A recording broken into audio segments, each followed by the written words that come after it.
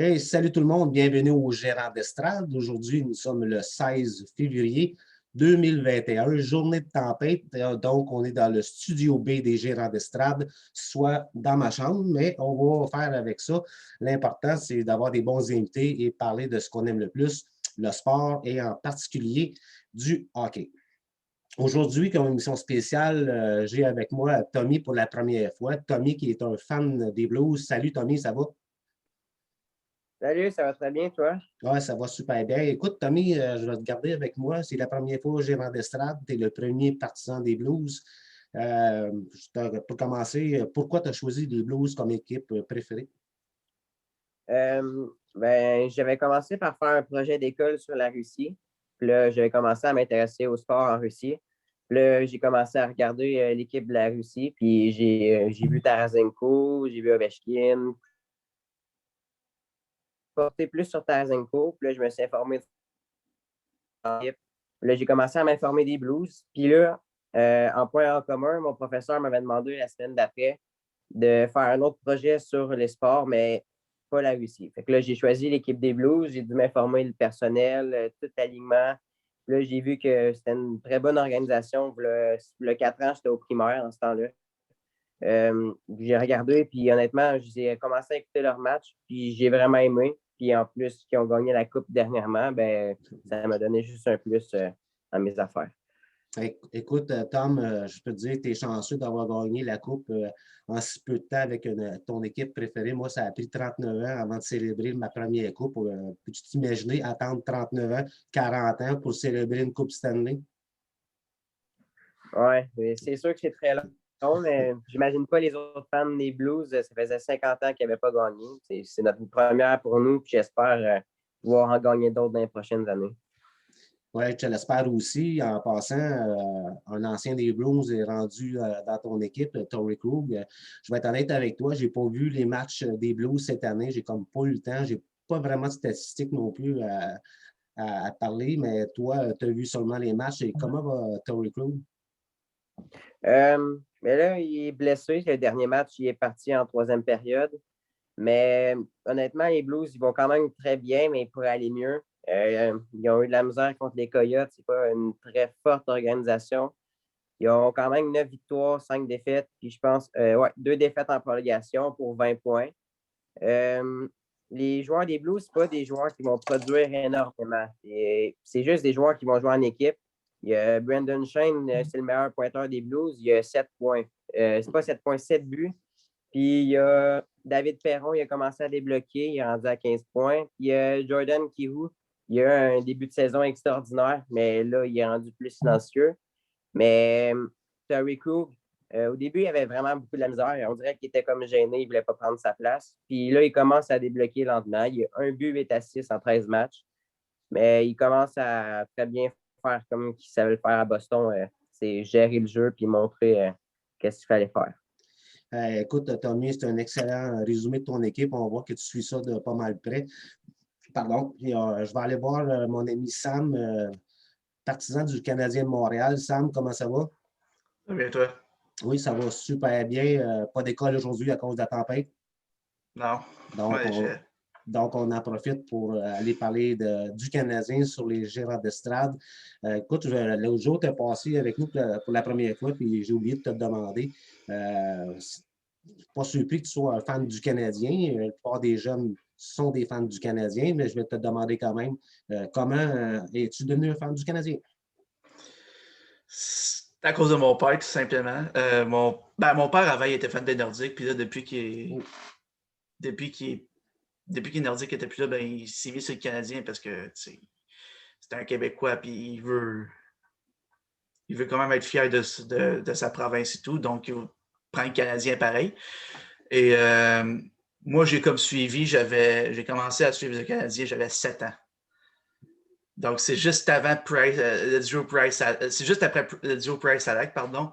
Et premier match que j'ai vu, je me rappelle, c'était en janvier 2012. Le Canadien gagne 7-2. C'était pas leur bonne saison en plus.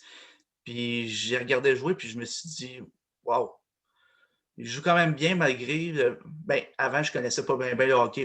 J'ai commencé à suivre la LNH tout court un an plus tard. J'ai commencé en 2012 pour suivre le Canadien.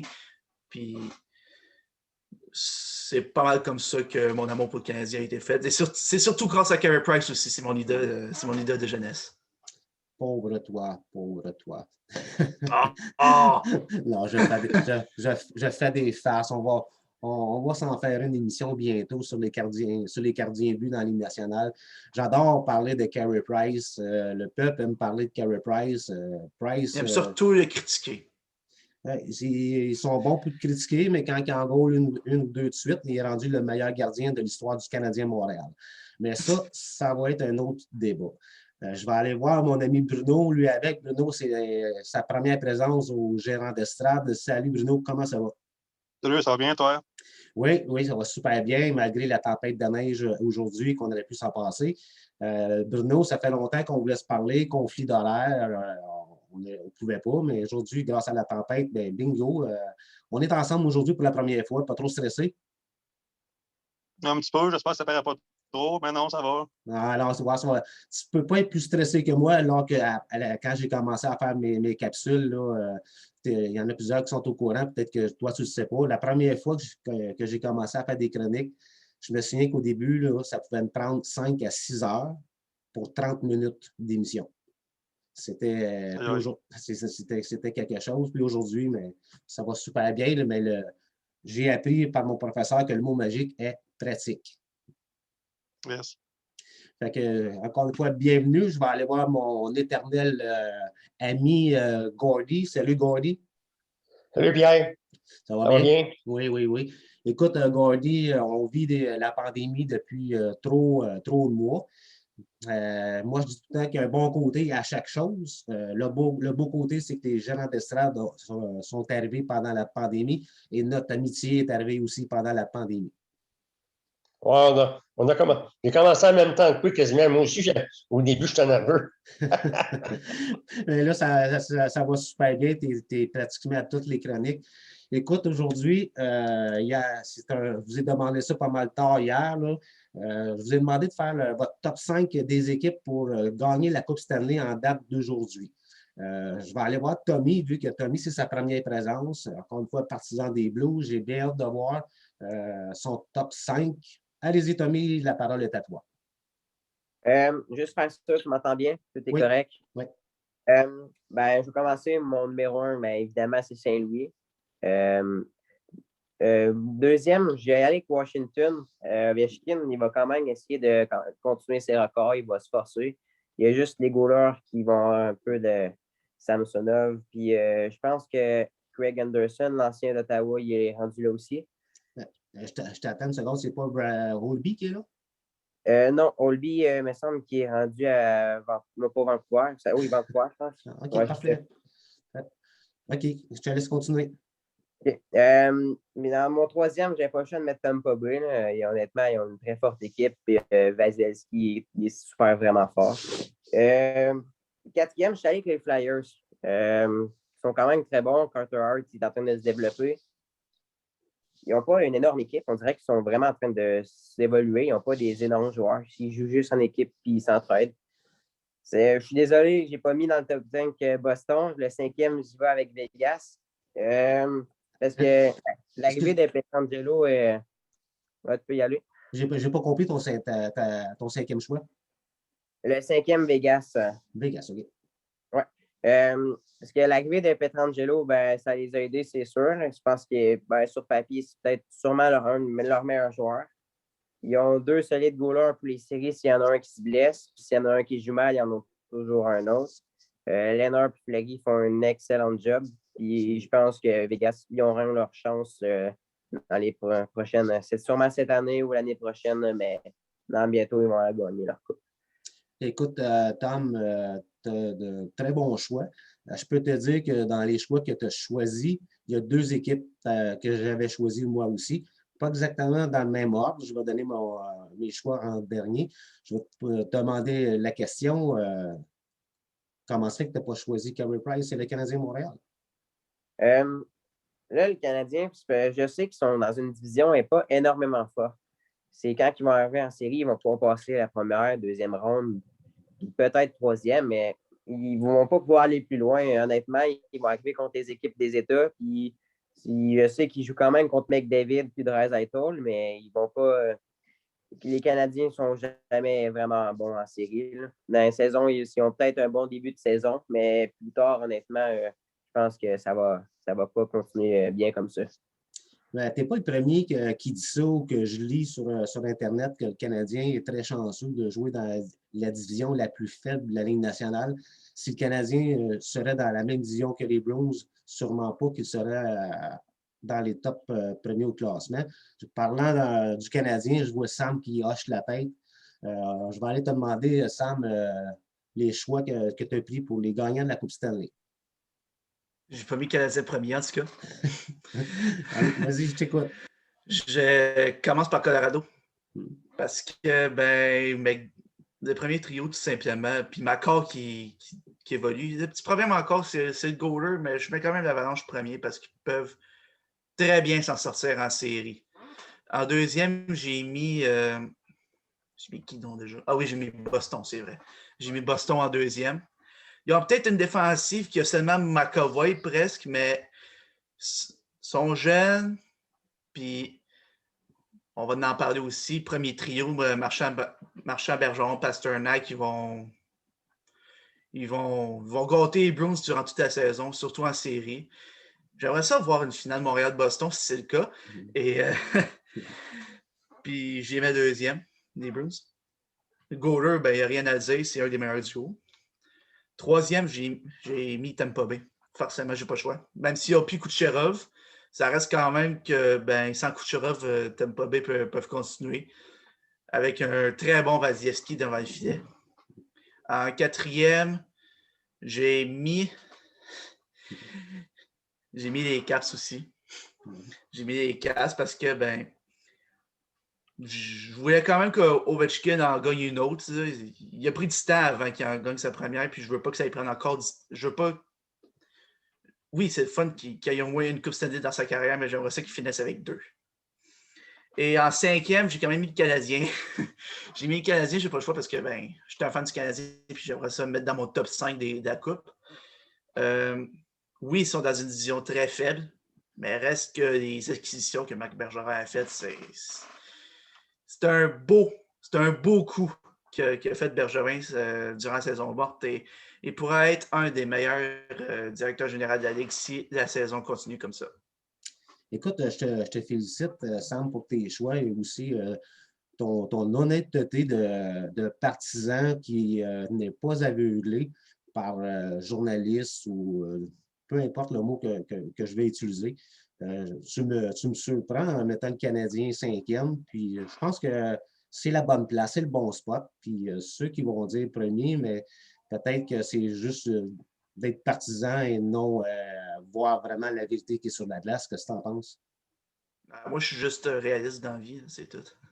Mais le Canadien, on ne va pas se le cacher, le Canadien a la meilleure équipe depuis des années. Oui, ça c'est sûr. Si Carey Price goal comme le Carey Price qui a joué dans les séries l'année dernière, le Canadien va être très difficile à battre. Oui, ça c'est sûr. Bon, je vais aller voir pour la première fois l'opinion de Bruno. Bien hâte de savoir tes 5 choix. Oui, 5 choix. Mon premier, ça reste Tampa Bay. Pour la raison qu'il est encore toute une équipe cette année. Les champions, c'est eux autres, ils sont durs à battre. Et puis hier, on a vu le retour de Steven Stamkos revenir. Fait que ça fait encore un plus dans l'équipe. Vasilevski, pour moi, ça sera le meilleur gardien. Je ne veux pas. En deuxième, j'ai mis Vegas. Marc-André Fleury, Leonard, tout un autre gardien. Les joueurs, ils ont des bons joueurs. Pacioretty. Je les ai vus jouer cette semaine, puis c'est quelque chose, Vegas. Vegas a des bons jeunes joueurs, Pacioretty, les autres qui ne viennent pas en tête. Ils sont très, très durs à battre. Leur style de jeu est bon, offensif, défensif. En troisième, j'ai mis les Bruins, évidemment, Boston. Boston, à chaque année, on pense tout le temps qu'ils vont s'écrouler, qu'ils vont s'écrouler, qu'ils vont s'écrouler. Cette année, Chara est parti. Les jeunes de l'équipe B sont montés en haut. Ils font la job. Rask, avec ce qui est arrivé l'année passée, il montre ce qu'il est capable de faire. Il se reprend. Le premier trio, évidemment. Puis les jeunes qui ont monté, ils montrent qu'est-ce qu'ils sont capables de faire. Après ça, j'ai mis Colorado. Colorado, bonne équipe. Malgré Grubauer, ça dépend du gardien de but qu'il va avoir dans le net, mais j'ai confiance à Colorado. Ils sont bons. Ils sont bien dirigés. Quatrième, j'ai mis Montréal. Évidemment, parce que pour toutes les bonnes raisons. Bergevin était numéro 1 cette année. Il a fait des bonnes transactions. Il a cherché du bon monde. L'équipe est super forte. Ça dépend toujours et jamais de Price, évidemment. Et puis en dernier, j'ai mis Toronto. Toronto, c'est le fun de les voir regarder. Ils ont du style sur la glace, ils savent où se placer. Matthews, Marner. Ils ont des chances. Toronto a des chances. Écoute, Bruno, dans tes 5 choix, j'en ai 4. T'as des 4? J'en ai 4 parmi les tiens. Je suis vraiment content que tu aies choisi une équipe que j'étais sûr que j'étais pour être le seul à l'avoir choisi. Je vais le dire tantôt. Je vais revenir avec Vegas. On se souvient du traitement que le coach, je pense que c'est DeBoer, l'année passée, a servi à Marc-André Fleury en le laissant de côté pendant les séries. Si je me souviens bien, en début de saison, Marc-André n'était même pas sur l'affiche à l'extérieur de l'aréna. Et puis, quelle force de caractère cette année. 6 victoires en 7 matchs. J'ai sa moyenne ici, une moyenne de 1,58 et un pourcentage d'arrêt de 9,34. Ça s'appelle répondre par la bouche de ses canons. Qu'est-ce que tu en penses? Ah, sûr. Et, je comprends même pas pourquoi on parle de Fleury. Je comprends même pas pourquoi on parle de Fleury de l'échanger. Là, Lehner est blessé. Fleury, j'ai regardé la game hier, Fleury a gaulé comme numéro 1, ça se peut pas. Il est hallucinant, le gars. Pour moi, ça reste le gardien numéro 1 de la Ligue. Puis oubliez ça, là, Fleury, il ira nulle part. Lehner est blessé, il va reprendre sa place numéro 1. Puis il va amener Vegas très, très loin cette année. Peut-être même à la Coupe Stanley. Écoute, je ne serais pas surpris. Puis, un petit peu comme les Blues, je n'ai pas trop suivi l'activité des Golden Knights. Mais on dirait que les Québécois sont tombés en amour avec les Golden Knights à cause de Fleury. Puis, juste un petit mot avant d'aller voir Gordy. Tu as choisi Colorado. Il n'est pas dans ma liste. Mais moi, je sens qu'il va y avoir une grosse transaction au Colorado, justement pour aller chercher un gardien de premier plan. Qu'est-ce que tu en penses? Exact. Comme je disais tantôt, ils ont perdu un bon gardien numéro 1 puis envers la mort. Puis là, je ne sais pas, le gardien, il faudrait qu'il cherche quelqu'un top class, je ne sais pas qui, mais c'est sûr que s'ils gardent Grubauer puis le deuxième numéro 2 qu'ils ont là, non. Ils peuvent se rendre en deuxième ronde, pas plus que ça. Ça leur prend vraiment un top gardien. Oui, on a pas mal la même opinion. On va aller voir l'opinion de Gordy. J'ai bien hâte de voir tes 5 choix, mon ami Gordy. Très bien. Bon, moi, mon premier choix, c'est Las Vegas. Ça va dépendre de M. Peter DeBoer. Je n'ai pas confiance à Peter DeBoer, moi. Parce que l'année passée, il a voté Fleury pour mettre Leonard. Puis Fleury, tout le monde, les joueurs, ils aiment jouer pour Fleury. Fait que si Fleury qui gagne des playoffs, moi, je prédis la Coupe Stanley tout de suite à Vegas. Fleury, c'est un winner. On le voit jusqu'ici, là, puis avec Pietrangelo, j'ai regardé l'autre soir la game contre Colorado, qui ont gagné 1-0. Grosse équipe. Fait, mon premier choix, ça reste Vegas. Deuxième choix, ben, j'y vais avec mes Bruins. Je prévois une finale Coupe Stanley Bruins à Vegas. Les Bruins avec la première ligne. J'espère juste que j'aimerais ça Sweeney à chercher un compteur pour la deuxième ligne. C'est le côté qui me fait peur des Bruins. La défensive, j'ai pas peur. Fait, je jouais Boston deuxième. Troisième, c'est sûr que Tampa Bay, dans leur division, ils sont seuls. Je sais bien que Floride, leur fond de compétition, ben, plus ça va aller. Voyons, Tampa Bay va être là, c'est sûr, avec Vasilevski, avec l'attaque défensive. Il leur manque juste Kucherov, mais si les autres sont tous là, ils vont être là. Quatrième, je vois Colorado. Colorado, je m'attends que Joe Sakic va aller chercher un gardien de but. Avec un bon gardien de but, sûr là, que Colorado, ça va se faire entre Colorado et Vegas. Puis, je garde ça pour la section nord. La surprise, ça va être je pense que les Jets de Winnipeg peuvent causer une surprise. Moi, je vais avec les Jets parce que Dubois n'est pas encore arrivé. Grosse équipe pesante. Puis quand on arrive dans les séries, ça joue plus physique, ça accroche plus. Gros joueur, bon gardien de but. Moi, Canadien, je m'attends qu'ils vont se faire éliminer en partant. Parce que ça reste. Ils sont bons Canadiens, mais au centre, les deux premiers centres, Suzuki et Keke, c'est deux jeunes défenseurs, deux jeunes centres qui vont avoir de la pression, mais l'expérience. Moi, je prévois Winnipeg. Puis Toronto. J'hésitais entre Winnipeg. Toronto, je les verrais là, ben, à cause d'Anderson. Je ne peux pas voir comment Toronto pourrait sortir à cause de leur gardien de but. Ça a tout le temps été le problème des dernières années. 3 fois contre Boston éliminé, puis l'autre fois, ben, l'autre shot contre Washington, c'est tout le temps à cause d'Anderson. C'est mes 5 choix. Écoute, je ne sais pas si Winnipeg va surprendre, mais tu as surpris la planète qui va t'écouter aujourd'hui, ça c'est sûr. Ah, comme je t'ai dit, grosse attaque. Excusez. Quand le joueur va revenir, il est blessé, mais le top 6 est très fort. C'est une grosse équipe.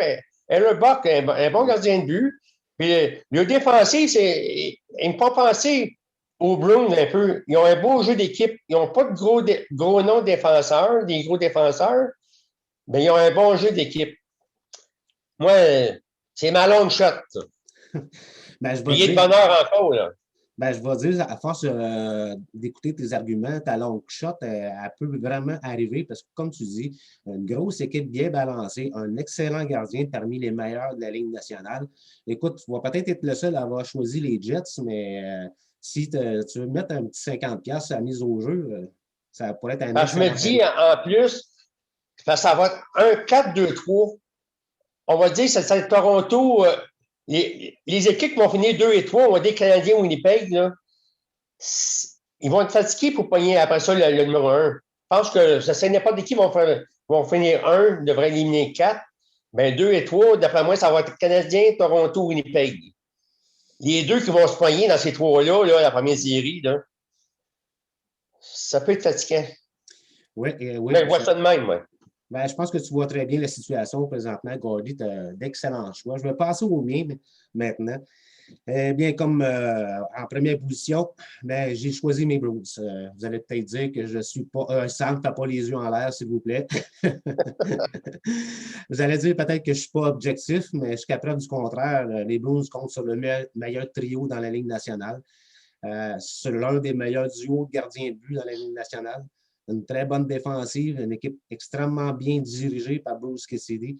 Alors, à moins d'une blessure majeure à Bergeron, Pasternak ou Marchand, ou dans une catastrophe solide, d'en perdre 2 sur 3 pour une longue période, c'est la seule raison que je ne mets pas les Bruins premiers, mais jusqu'à maintenant, dans une série, je ne sais pas, au début, c'est des 2 de 3 ou des 4 de 7. Est-ce quelqu'un qui peut m'éclairer?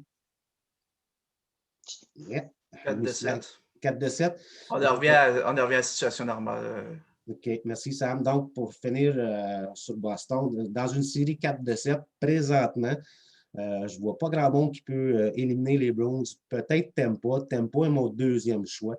On connaît tous la grande attaque du Lightning, mais ça a été dit tantôt, Vasilevski a une moyenne de 1,92 et un pourcentage de raid de 933. Il l'a prouvé l'année passée parmi les meilleurs gardiens de la Ligue nationale. Donc, ça va être chaud entre les deux. Tampa deuxième. Mon troisième choix, mais j'ai choisi le Canadien de Montréal, troisième. Sam, ça te fait sourire, les autres aussi, mais je vais être honnête avec vous autres. Le Canadien a une très bonne équipe, un départ canon, mais là où il y a un point d'interrogation, c'est devant les buts. Je n'en démons pas. Carey Price a des hauts et des bas. Si vous ne croyez pas, allez voir les statistiques. Je n'ai pas pensé de le faire ce matin.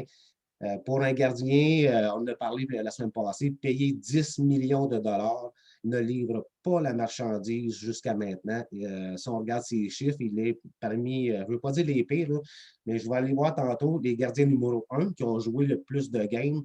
Carey Price est parmi les pires. Ça, c'est pas moi qui l'invente, c'est écrit. Donc, selon moi, le Canadien présentement a une bonne équipe, rapide, marque des buts, s'en font marquer des buts. Je les laisse troisième, mais ça peut changer très rapidement. Il reste, je pense, 4 games. C'est la semaine, ils ne jouent pas de la semaine. Donc, pour finir mon point, que les Canadiens sont troisième présentement, mais ils peuvent dégringoler assez rapidement. Mon quatrième choix, eh bien, je suis surpris, il y en a 2 qui l'ont choisi. Eh bien, c'est les Leafs de Toronto. J'ai mis les Leafs troisième, car ils ont toute une attaque. J'ai Mitch Marner, 22 points en 15 matchs. Austin Matthews, 11 buts en 14 matchs. John Tavares, 14 points. D'après moi, les Leafs sont en mission cette année pour aller chercher une première Coupe Stanley en 100 ans, on va dire. Mais comme Gordy a dit tantôt, que je l'ai marqué sur ma fiche, le seul gros point d'interrogation à Toronto, c'est Frederik Andersen, qui, on va se dire la vérité, n'a jamais rien cassé en série. Et puis, si je suis directeur général des Leafs, je vais tout faire pour aller chercher un gardien de premier plan pour remplacer Frederik Andersen parce que j'ai aucune confiance à Andersen pour me mener à la Coupe Stanley. Mon quatrième choix, mais tout le monde a choisi Vegas. J'ai choisi Vegas aussi. Sam, tu n'avais pas choisi Vegas, non? Donc, mon cinquième choix, c'est Vegas. À cause de Marc-André Fleury, on en a parlé un peu tantôt, traité comme de la chenoute, dire rester poli. Rebondit d'une façon incroyable, une moyenne de 1,58, 934 de pourcentage d'arrêt. Le seul problème à Vegas que je vois présentement, c'est l'attaque. J'ai été voir les stats avant d'entrer en onde. Notre premier marqueur est Max Stone. 4 buts. 16 points en 13 matchs, mais seulement que 4 buts, ce qui n'est pas beaucoup. Max Pacioretty, 7 buts, 12 points. Et puis, leur troisième meilleur marqueur est Jonathan Marchessault, 4 buts, 10 points. Donc, c'est mes choix. Boston, Tampa, Montréal, Toronto et Vegas. S'il y a quelqu'un qui veut me poser, tiens, moi, il y a avec Sam qui se fait hocher la tête. Vas-y, qu'est-ce que tu penses de mes choix, Sam? Boston, c'était sûr que tu allais prendre premier, hein? Ben, les chiffres sont là, sont quand même premiers dans leur division, qui est extrêmement compétitive. Il faut se dire les vraies choses. Boston, dans la division canadienne, d'après moi, ils n'ont aucune défaite cette année. Non, ça, c'est sûr. Montréal, je t'explique que tu es mettre troisième pour vrai. Ben écoute, le Canadien livre la marchandise en début de saison. Puis, je ne fais pas ça pour faire plaisir à mes amis canadiens. Si Carey Price, je l'ai dit tantôt, si Carey Price retrouve sa forme, ils vont être difficiles à battre. Oui. Moi, je m'en veux vraiment de ne pas avoir mis Vegas pour vrai. C'est parce que j'y ai comme pas pensé avec le début de saison que Fleury fait. J'y ai comme pas pensé que Vegas pourrait être un contender pour vrai. Puis j'ai mis Washington à la place pour vrai. Mais je suis quand même surpris que vous avez tous mis Toronto. Parce que même moi, je pense même pas que j'aurais mis Toronto à cause des situations qu'ils font tout le temps en série. En Game 7 surtout. Surtout avec Frederik Andersen qui n'est pas capable de gauler un... Ben, je ne peux pas dire qu'il n'est pas capable de gauler un bon match en série, mais je veux dire, en match numéro 7, il fait tout le temps de... Il est tout le temps mauvais quand c'est un match difficile puis c'est l'important dans l'équipe, surtout si on ne compte pas l'attaque. Mais moi, pour te répondre, Sam, puis après ça, je vais aller voir Tommy, pour te répondre pourquoi j'ai choisi Toronto, tout simplement pour l'attaque. Et puis, j'ai confiance que le DG des Leafs va aller chercher un autre gardien de but. Sans un nouveau gardien de but, ça va être plus difficile, ça, je te l'accorde. Je vais aller voir Tommy. Tommy, parmi mes choix, est-ce qu'il y a quelque chose qui t'a fait sursauter? Le Canadien et Toronto, ça m'a très surpris, honnêtement, que je pense qu'il n'y a personne qui a mis Saint-Louis. Ils ont quand même Binnington, mais si Binnington se blesse, là, ça devient le problème. Je pense qu'ils n'ont littéralement aucune chance. Parce que Val Lusso, je ne sais pas si vous le connaissez, il est encore jeune et il n'a pas confiance. Il a quand même juste une victoire ou deux, je pense, mais il n'est vraiment pas capable de gauler comme comme qu'un deuxième serait capable. Là. Honnêtement, si Binnington se blesse, les Saint-Louis sont finis. Mais ça m'a très surpris qu'il n'y ait personne qui ait mis au moins Saint-Louis dans leur top 5. J'ai vu Montréal, Toronto, mais pas Saint-Louis. Ben, si je peux me permettre, puis je vais demander aux autres ensuite peut-être d'exprimer leur opinion là-dessus. Dans mon cas, à moi, mais honnêtement, j'ai vu aucun match des Blues. Difficile pour moi d'évaluer une équipe que j'ai pas vue. Mais oui, tu as raison, un excellent gardien de but. Ils ont gagné la Coupe l'année passée. Mais pour moi, la seule raison que je n'ai pas mis les Blues, c'est que j'ai vu aucun match, étant vraiment à regarder tous les matchs des Blues, tous les matchs du Canadien. À un moment donné, il y a des équipes laissées de côté. Mais ta question est bonne. Je vais aller demander à Gordy, toi, les Blues, qu'est-ce que tu penses de cette équipe? Mais moi, pour répondre à Tommy, je n'ai pas mis Saint-Louis à cause qu'ils sont dans la division de Vegas et Colorado. Enfin, je ne pense pas que Saint-Louis sont assez forts pour sortir ces deux clubs-là, parce qu'ils vont se poigner. Puis, moi, je pense que Saint-Louis, ils sont affaiblis. C'est sûr, ils ont eu Krug, mais ils ont perdu Pietrangelo. Si j'ai le choix entre Pietrangelo et Krug, je vais prendre Pietrangelo bien avant. Je suis power play, c'est correct, Krug est bon, mais à 5 contre 5, Pietrangelo défensif, il est une coche en avant. C'est pour ça, c'est parce qu'il joue dans la division de Vegas et Colorado, malheureusement. Je vais donner la chance à Tommy de te répondre, Gordy. Ouais, honnêtement, je sais que Colorado et Vegas ils ont deux très bonnes équipes en série, ils peuvent surprendre, mais vous ne suivez pas autant les Blues que moi, puis je pense. Puis de côté blessure, Tarasenko, j'ai vu qu'elle est sûrement, c'est pas assuré, mais il a déjà recommencé à patiner, puis il y a des grandes chances qu'il revienne dans les séries. Puis là, les Blues jouent déjà très bien, puis avec, je pense, un marqueur il a fait, je pense, 5 saisons de plus de 30 buts, dont une de 40. Puis je pense que s'il reviendrait à son 100%, les Blues, ça a littéralement pas jeté. On l'a vu quand ils ont gagné la Coupe Stanley. Tarasenko était un très bon leader pour les Blues en plus. Excellente réponse, Tommy, pour le commentaire de ouais, ça mérite un thumbs up. Bruno, les Blues, pour jaser avec Tommy, là, pourquoi tu n'as pas mis les Blues dans ton classement? Les Blues, je sais pas, les Blues, dur à dire. Tarasenko, oui, même si Tarasenko revient, ça dépend. Binnington, oui, c'est un des bons gardiens. La section dans laquelle il joue aussi, Colorado, Vegas. Mais tu sais, on a fait notre liste de cinq équipes qu'on a faites, puis dans 2-3 semaines, ça peut changer. On peut faire une autre liste de 5 équipes, puis ça peut être d'autres 5 équipes qui vont se retrouver là. De semaine en semaine, ça change tout le temps. Hein, fait que, tu sais, c'est dur à dire après seulement 15 matchs de jouer. Exactement, Bruno. Puis ce que je vais faire, c'est que je vais garder, on va l'avoir enregistré, puis gardez vos feuilles avec vous autres de votre top 5.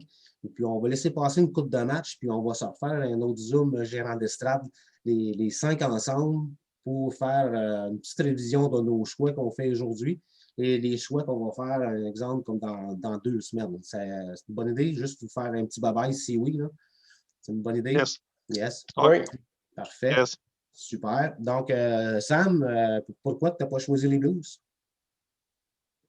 Déjà, d'un, Bruno dit donc c'est à cause que Boston s'est fait battre par Saint-Louis en 2019.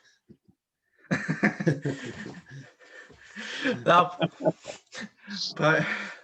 J'ai pas mis Blues parce que, oui, Binnington, en finale de la Coupe contre Boston, il a été incroyable. L'année suivante, il a pas fait. Je dirais pas qu'il n'a pas fait grand-chose, mais je veux dire, il a été beaucoup, beaucoup moins bon. On l'a même vu en série. Là. Il n'était pas vraiment incroyable. Bon, les Blues ont quand même essayé de jouer comme il faut, mais Binnington, il n'a pas vraiment été bon durant toutes les séries. Et c'est pas pour rien qu'ils sont fait battre par je sais pas qui, mais c'était en deuxième ronde, me semble.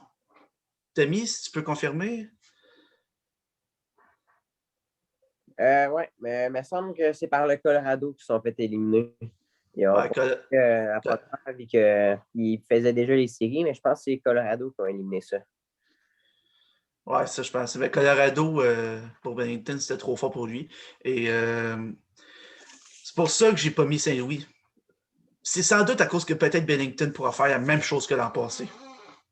Ouais. Mais si Tarasenko revient, peut-être, ça peut changer pour moi. Peut-être que Saint-Louis pourra être un contender si l'équipe au complet est au rendez-vous toute la saison et en série surtout. Ouais. Donc, ça répond un peu à ton point d'interrogation, pourquoi on n'avait pas choisi ton équipe, les Blues. Avant d'entrer en ondes, j'ai regardé le classement, puis si vous n'en avez pas parlé avant le début de l'émission, je vous pogne un peu sur le vif comme ça.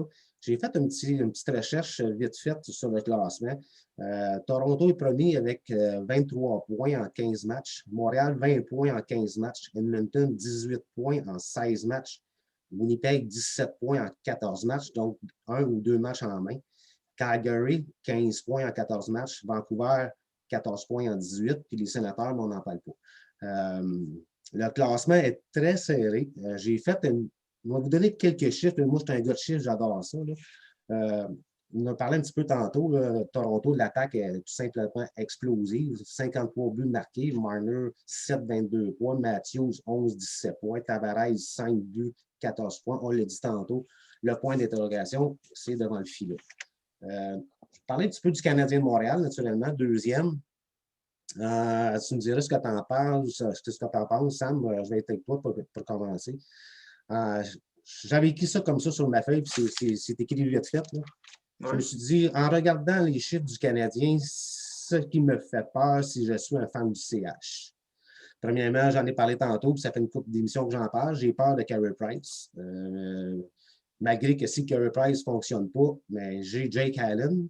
Et puis, si ça va vraiment pas bien, mais je connais des équipes qui prendraient Price haut la main, qui pourraient aller gagner une Coupe Stanley comme Roy a fait au Colorado. On a parlé la semaine passée, la saga Price-Halak, la saga Price-Allen. Puis côté des joueurs, est-ce que ça va continuer? Tyler Toffoli, 10 buts en 15 matchs. À ce rythme, il va finir l'année avec 45 buts en 56 matchs. Ça me surprendrait beaucoup que Tyler Toffoli continue comme ça. Jeff Petrie, 6 buts, 15 points. C'est 1 point par match. Ça veut dire qu'il va finir en tête des scoreurs chez les défenseurs? Encore là, ça me surprendrait. Nick Suzuki, wow, 12 points en 15 matchs. Très, très, très, très satisfait de Nick Suzuki. On l'a vu dans les séries l'année passée. Un autre point d'interrogation, Josh Anderson, ça va-tu continuer? 9 buts en 15 matchs. Il va finir l'année avec 45 buts lui avec. Même Jonathan Drouin, il n'a seulement qu'un seul but, mais il a 11 points. Ça veut dire qu'il va finir l'année encore avec 70 points, pas 70 environ. C'est le pourquoi que j'ai de la misère, c'est qu'on dirait que tout est sur high. Puis on l'a vu des derniers matchs, 3 défaites en 4 matchs. Puis qu'est-ce qui se passe avec Tatar? 4 buts en 14 matchs, laissé de côté. Qu'est-ce qui se passe avec Kéké? 1 but en 15 matchs. Et qu'est-ce qui se passe avec Dano? Aucun but cette saison. Donc, si je fais un petit résumé, on a des joueurs qui sont sur un high, qui sont en train de vivre leur saison de leur carrière. Puis on a un autre bloc de joueurs, au contraire, qui vivent leur pire moment en carrière. Pour espérer que le Canadien continue comme ça, il va falloir que le bloc ici continue ou que le bloc ici va chercher, va donner de l'aide. Puis même, je peux inclure dans ma liste Romanov, qu'on voyait comme le futur Bobby Orr à Montréal. Romanov a marqué un but, je pense, à son premier match, mais depuis ce temps-là, il est invisible pas mal. Mais c'est peut-être moi qui vois ça comme ça.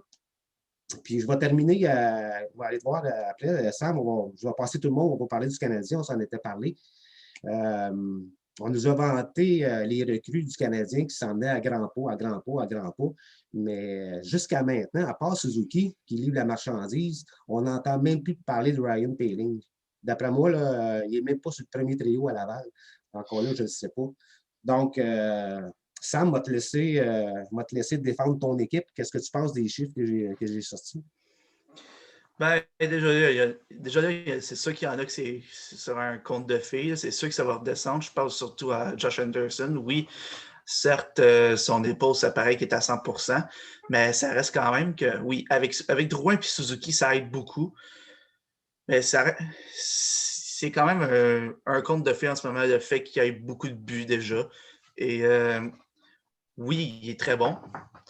Mais je m'attends quand même qu'il fasse pas de points par match comme qu'il a en ce moment. Je crois, il y a 9 buts, puis je pense qu'il y a environ un bon 12 points. Là. Je pourrais parler aussi de Romanov. En effet, on pensait aussi que ce serait Andrei Markov 2.0, mais en ce moment, 3 points en 16 matchs. Non, 15. Parce qu'il a été laissé de côté un match. Et je me rappelle pas c'est quoi son différentiel, mais à part son match qui a scoré son premier but, on l'a pas vraiment vu.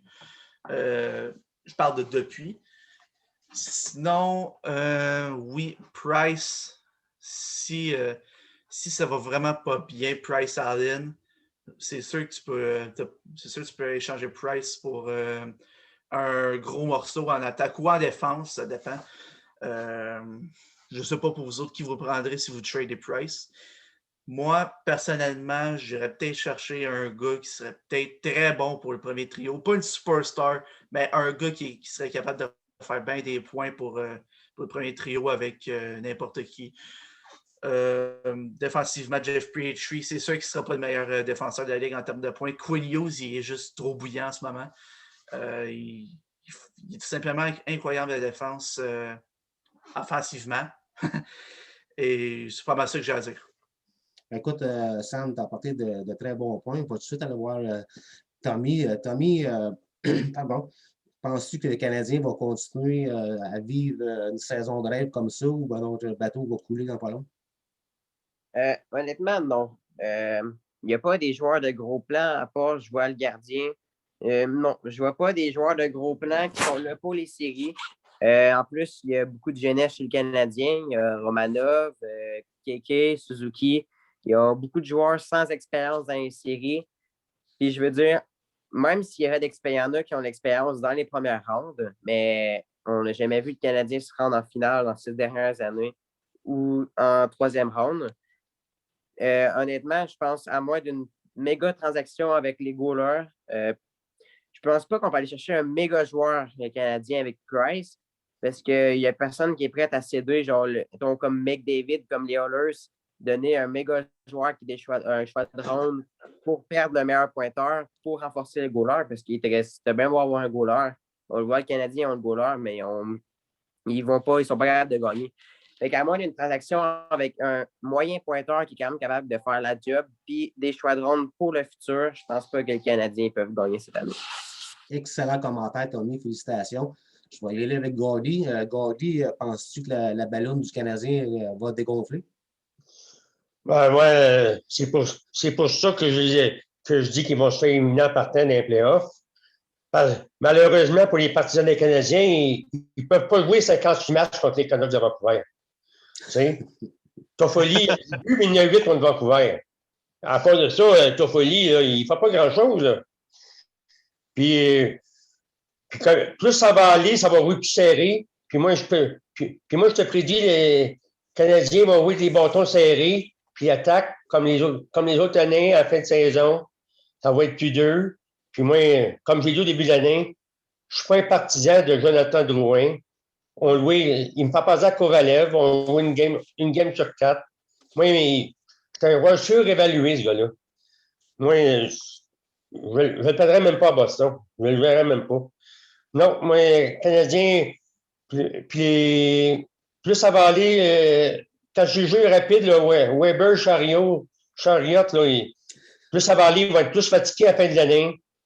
Moi, je pense qu'ils vont pas y aller à la grippe. Oui, on est pas mal tout de ton avis. On va aller voir l'avis de Bruno. Penses-tu que les Canadiens vont continuer à surprendre?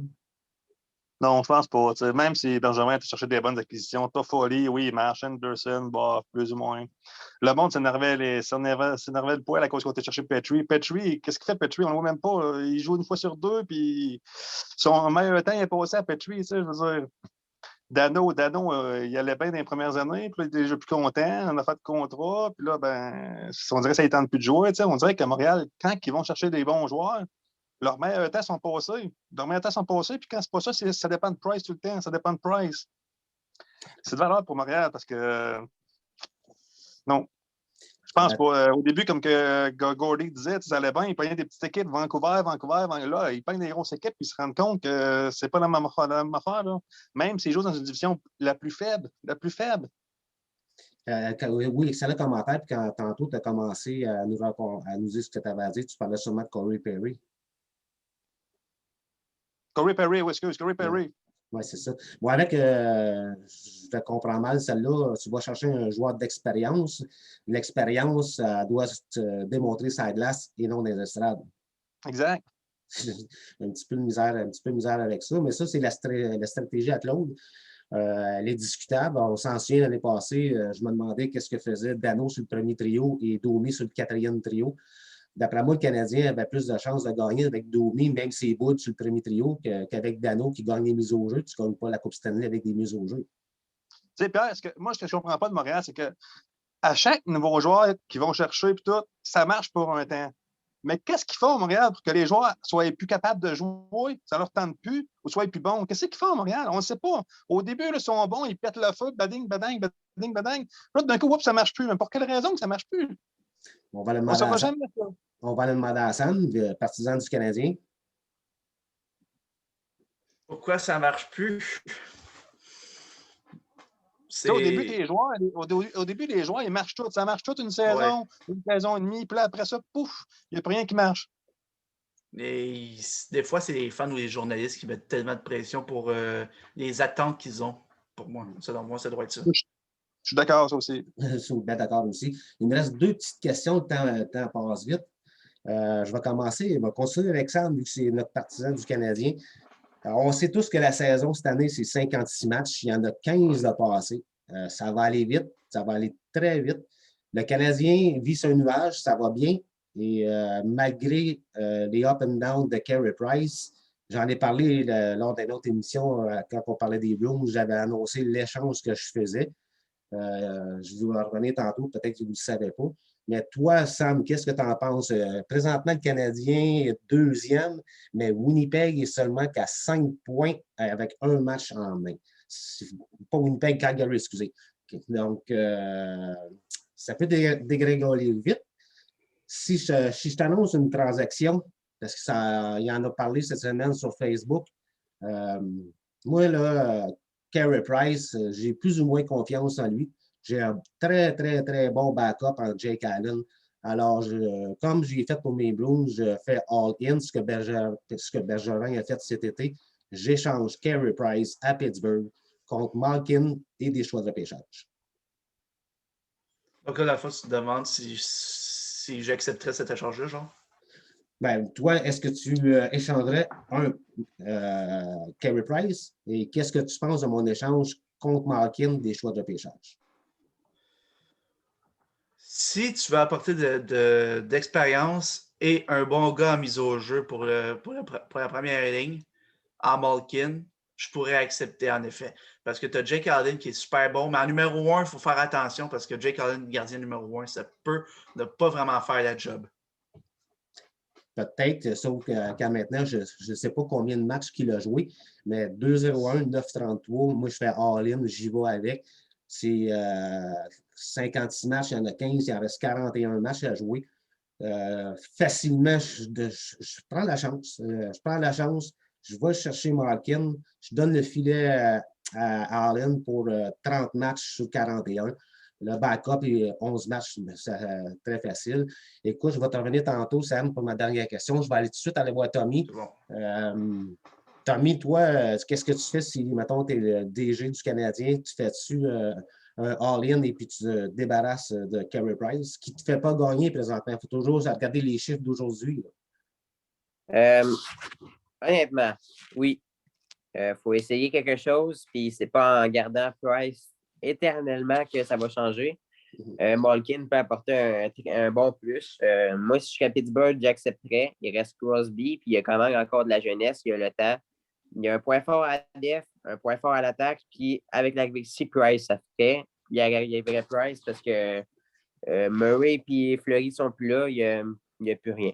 Honnêtement, je le ferais.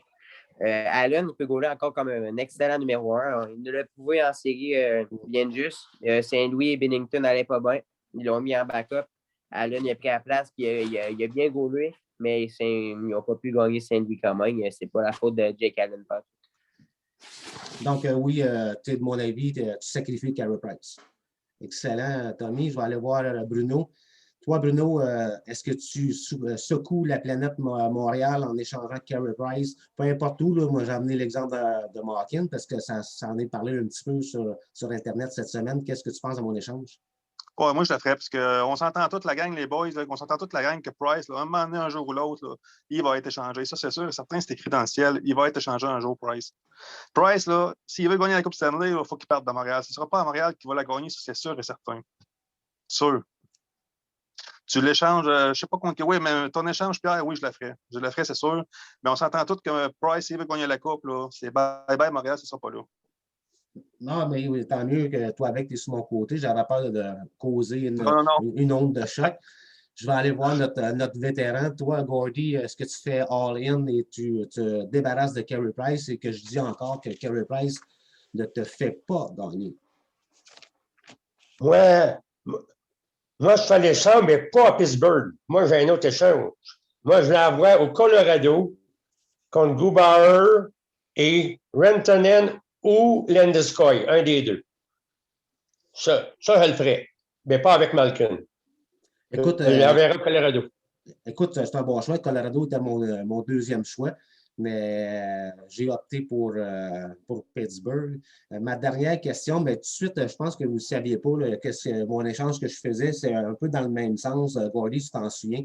Moi, si je suis Don Sweeney, directeur général des Bruins de Boston, je fais all-in et j'échange Tuukka Rask contre un gros joueur pour m'aider l'attaque sur la deuxième ligne.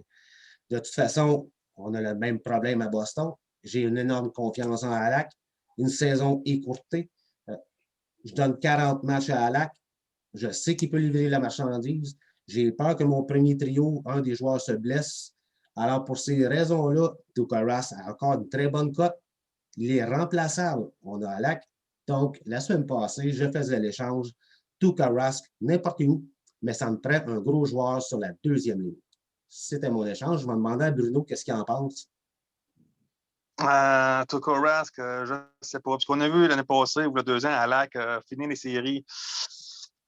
Puis moi, ça m'a déçu un petit peu. Je ne sais pas si je ferais l'échange. Je ne peux pas te dire. Mais c'est sûr que ça, c'est comme Price. En tout cas, il faut qu'il parte à un moment donné, ça et tout. Mais Halak, numéro 1, non, c'est un numéro 2, puis ça va rester un numéro 2. Oui, je comprends beaucoup ton raisonnement, ton commentaire, mais moi, je suis un gars qui est un peu gambler. J'aime beaucoup faire des prédictions, j'aime beaucoup faire des gageurs. Si je suis DG, je fais all-in, je l'essaye. Si ça ne marche pas, je vais m'avoir planté. Mais au moins, je renforce mon attaque. Je fais all-in. Je vais aller voir Tommy, l'émission achève bientôt. Tommy, qu'est-ce que tu penses de mon échange?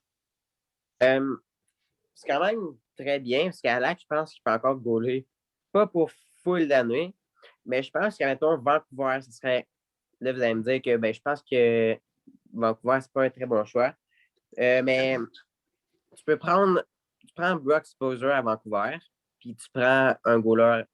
Puis je pense que ça peut le faire parce que Brock Sposer, il peut compter des buts n'importe quand, puis il le prouve encore cette année. Puis je pense que ça serait un très bon joueur pour le deuxième trio de Boston. Oui. Donc, toi, tu prends la chance, tu élimines, tu échanges Tuukka Rask. Attends? Oui, honnêtement, je prends cette chance-là. Il faut essayer de quoi. Même si après cette saison-là, si Boston ne réussit pas encore à gagner la Coupe, là, il va falloir vraiment se demander de quoi. Parce qu'il y a Bergeron, il va commencer à vieillir. Pasternak qui est encore jeune, Marchand et tout. Ils ont quand même une très jeune équipe. Il y a Jérémy Lauzon qui est arrivé, lui, il va évoluer, il va être correct. Mais si je n'irais pas avec Vancouver, à place de Buzzer, je pense que je prendrais Quinn Hughes. Ça apporterait un joueur qui fait beaucoup de points à def, puis il pourrait jouer avec McAvoy ou sur la deuxième paire de def. Puis ça l'aiderait en même temps aussi. D'excellents choix, Tom. Moi, je fais l'échange direct tout de suite, là, si on a ça en retour. Je vais aller demander l'opinion de notre partisan du Canadien. Tuukka Rask, il fait-tu ses valises en même temps que Carey Price, puis ils prennent le même avion? Pour vrai, peut-être. Ça dépendrait de la trade que tu fais. Hein. Genre, avec Tommy, comme tu dis, Brock Besser pour Tuukka Rask, on pourrait accepter, mais on pourrait peut-être ajouter un cas d'expérience en plus pour Boston s'ils veulent, que ça aille bien dans la chambre pendant les séries et que ça soit une très bonne entente. À Vancouver, on pourrait peut-être aller prendre un petit Brock Besser et pourquoi pas un certain Jay Beagle pour l'expérience surtout. Et un Brock Besser qui est capable de marquer des buts comme que peut faire Marchand ou Pasternak. Oui, parfait. Merci pour tes commentaires, Sam. On va finir l'émission avec Gordy. Gordy, on en a parlé la semaine passée. Tu avais hâte de savoir c'était quoi mon échange depuis le début de la saison que je vous faisais réfléchir. C'était quoi? Vas-y donc ton opinion, Gordy. C'est sûr, c'est un passé-y bien. Là, c'est sûr, Alak, premier gardien, c'est vrai qu'ils ont Vladon, puis l'autre, Shaman, je ne sais pas trop quoi, dans les filiales. Là. Mais moi, je sais qu'il y a beaucoup de rumeurs que Joe Sakic il voudrait avoir un gardien de but. Moi, j'enverrai au Colorado contre Gabriel Landeskog pour mettre sa deuxième ligne. Ça, je pense que je prendrais une chance. À Boston, ça lui prend un compteur sa deuxième ligne. Oui, on est d'accord tous, on est tous d'accord avec ça. Écoute, vite fait, je vais vous demander une question. La réponse, ça va être simple. Gordy, tu as joué le jeu lors de la dernière épisode. Je vais demander à nos trois d'aujourd'hui. La question est simple. Le Canadien, je vais reprendre mon classement. Le Canadien est deuxième présentement, 20 points. C'est 5 d'avance sur Calgary. C'est 6 d'avance sur Vancouver. C'est pas loin, là. Le CH, 2 matchs à jouer en février. Ils vont jouer 2 matchs contre Ottawa et 2 matchs contre Winnipeg. Ils ont 3 défaites lors des 4 derniers matchs. Admettons, on joue le jeu du admettons que le Canadien perd 3 matchs sur 4 ou la catastrophe perd 4 matchs consécutifs. Et ça dégringole au classement. Qu'est-ce que tu fais avec Claude Julien? Dehors, ou tu le gardes encore un peu en sachant que la saison n'a que 56 matchs. Je vais tout de suite commencer avec Samuel, partisan du Canadien. Est-ce que Claude Julien termine le mois de février? Il pourrait terminer la saison. C'est juste qu'on le congédierait si ça va vraiment pas bien en fin de saison. Donc, pour toi, tu gardes Julien jusqu'à la fin de la saison, même si le Canadien perd ses 4 derniers matchs. Ouais. On va y aller avec Tommy, mais aussi Tommy, notre cul d'aujourd'hui. Le Canadien perd ses 4 prochains matchs. C'est la catastrophe. Qu'est-ce que tu fais avec Julien? On le garde. Honnêtement, Julien s'est installé. C'est faire sa loi à Montréal. C'est pas Julien le problème, c'est les joueurs. Bergevin va devoir faire sa job. Julien, c'est un très bon coach. Je pense qu'il était à Boston avant et il a fait quand même de la bonne job. Julien, tu le gardes. Peu importe ce qui arrive lors des 4 prochains matchs. Oui, peu importe, tu le gardes. Qu'il perde 8-0 ou peu importe, tu le gardes. Parfait, merci Tom. Bruno? Ouais, je suis d'accord avec les deux gars. Catastrophe ou pas, je le garde jusqu'à la fin de la saison. Puis à la fin de la saison, tu me l'envoies dehors, tu le débarrasses. Parfait. On termine ça avec l'opinion de Gordy, puis je vais faire la mienne après. Ben, c'est comme en 2010 à Boston. Il est amené un poil, comme il est amené un poil de le congédier, puis il a gagné la coupe. S'il perd les 4 prochains, je ne pensera pas qu'il ne le congédiera pas. Parce que moi aussi, les Canadiens sont surévalués un peu. Il lui manque encore des joueurs. Ben, comme j'ai dit lors de la dernière épisode, marquez ça sur votre papier. Vous avez sûrement un papier qui traîne à quelque part. Là. Marquez la date d'aujourd'hui, le 16 février 2021. Pierre Pilon des gérants d'estrade prédit que Claude Julien ne termine pas la saison à Montréal pour la simple et bonne raison que Marc Bergevin a mis sa tête sur le bûcher durant l'été, a monté une équipe quand même meilleure que les autres qu'il avait par les années passées. Et je suis moi, en tout cas, si je suis Claude Marc Bergevin, si je suis Marc Bergevin, direct à soir, direct là, j'appelle Claude Julien, viens faire tour dans mon bureau, je le laisse devant moi, puis là, je fais ça de même. Je monte le classement, je monte les joueurs que j'ai été chercher, puis je dis, tu as 3 défaites lors des 4 derniers matchs. Le monde commence à gueuler à Montréal.